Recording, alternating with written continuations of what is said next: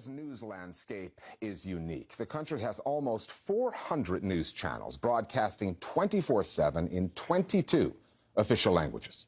Over the past decade, Indians have witnessed the rise of a new breed of news anchor, brash, aggressive, unapologetically nationalistic. They trade in conflict, fear, and spectacle. It's a formula that tends to pay off in the ratings and online. A prime practitioner of this news style is Arnab Goswami of Republic TV.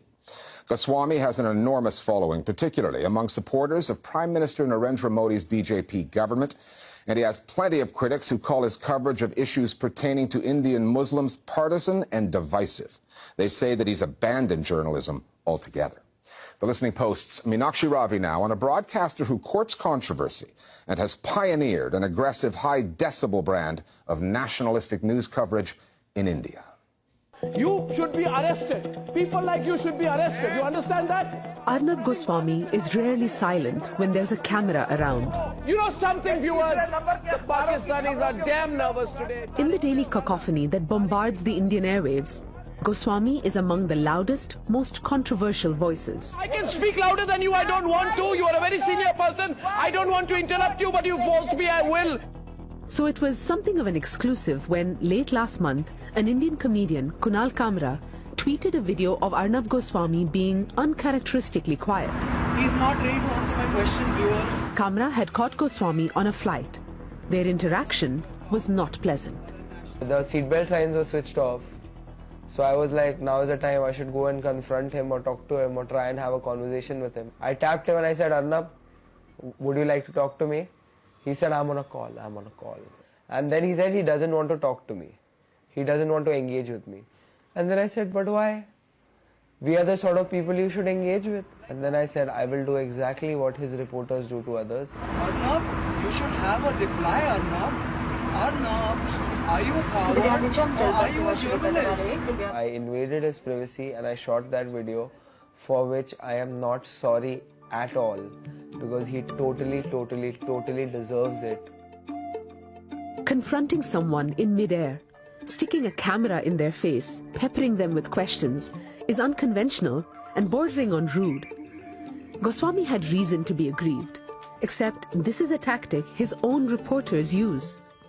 Let's play the interview of Deepthi with Tejasvi. How was the meeting? This is not a right place to talk, actually. What Kunal managed to do with that one act, and I would call it a performance rather, is to bring our attention back to how utterly ugly it is. I'm not saying it wasn't unpleasant, but it was a democratic act. He was simply doing what Arnab Goswami does day in and day out. If it made even 10 people think and question how we have normalized this, and I think he's done a good job. When Arnab does his primetime show, he does scream, he does heckle his panelists. So perhaps this time around it was, tasting his own medicine. I've worked closely with Arnab for the last several years, and thankfully he hasn't screamed at me. Goswami is the face of Republic TV, a channel in which he holds a majority stake. His co-owner is a parliamentarian and a member of India's ruling party, the right-wing BJP. The channel was launched 3 years into the Modi government's first term in 2017, when Goswami told his audience what it would be getting. I am a nationalist, and I want to say today that I believe that being a nationalist is a prerequisite to being a journalist. Goswami wraps himself in the flag, whether he's covering Pakistan, the Indian Army, Don't you dare insinuate or impute absence of loyalty to the Indian Army! and any story involving Prime Minister Narendra Modi. Narendra Modi, I must say, identified with the pulse of a young India and a new India. He has a big agenda on his hands. And the Prime Minister, who hardly gives interviews and never holds press conferences, has sat down with Goswami for a one-on-one. तो पहला question है कि campaign शुरू हो रहा है। प्रधानमंत्री जी, how's the जोश? And Modi has also attended the annual events hosted by the channel, the so-called Republic Summits. उसका टीवी शो देख लीजिए, जो इतनी लंबी चौड़ी विंडो बनाकर इतने सारे केस बुलाकर अर्नब की अदालत शुरू होती है। Republic and Goswami are as unapologetic in their support of Modi as Fox News in the US is for its backing of Donald Trump. The relationship, however, goes back further than that. For 10 years, up until 2016, Goswami was the editor-in-chief of another channel, Times Now, where he honed his act into what it is today. Arnab Goswami really burst onto the scene during the 2008 Mumbai terror attack. I remember watching him back then when I was a journalism student. This is not an ordinary situation. This is war. And this was completely new for India back then, an anchor being very angry. All of us here in the media also equally tired of reporting about senseless after senseless incident of violence to the point where it all becomes numb.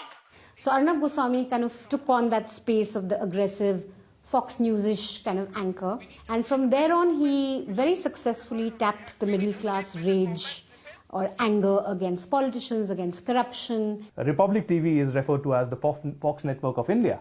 But there is a large chunk of population in India that love to watch Republic TV and Arnab Goswami. So are we going to attack the entire population who watch him? Yes, there have been instances, as I said, where the reportage has been problematic. At this moment, we see a trend, unfortunately, in India, where the media just goes berserk. We need to take a call and see if we need to take a back seat and just report, and that's what we are here to do. We requested an interview with Arnab Goswami for this report. We were told neither he nor anyone at Republic would engage with the foreign media and their, quote, lopsided approach.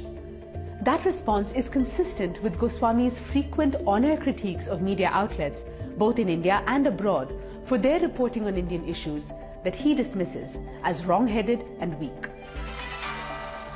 Goswami issues those judgments from his anchor desk. Same BBC, Madhu, which proudly lied about Kashmir.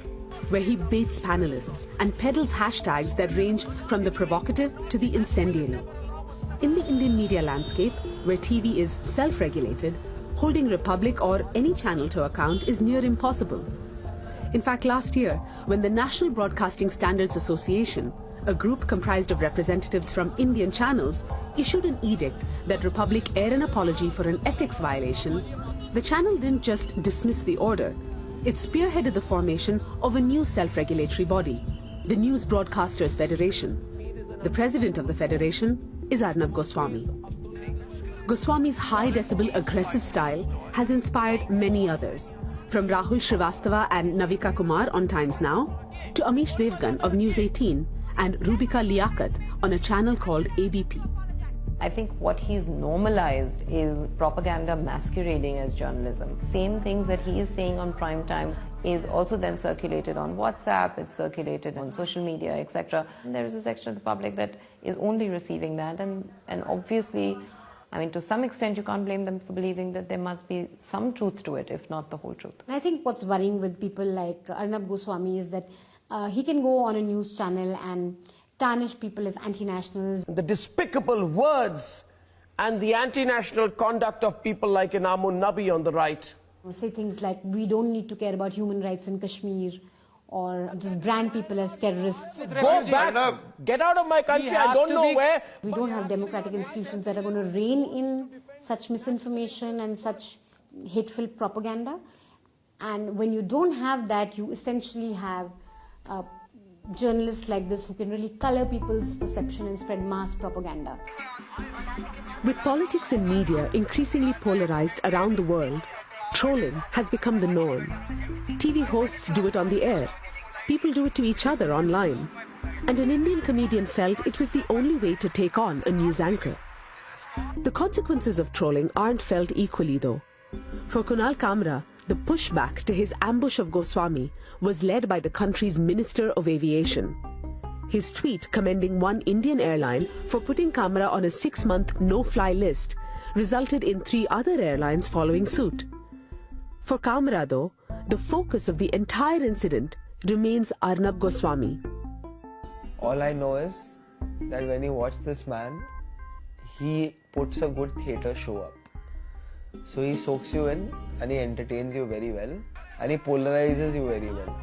And that polarization is leaving the TV sets and it's going to the streets.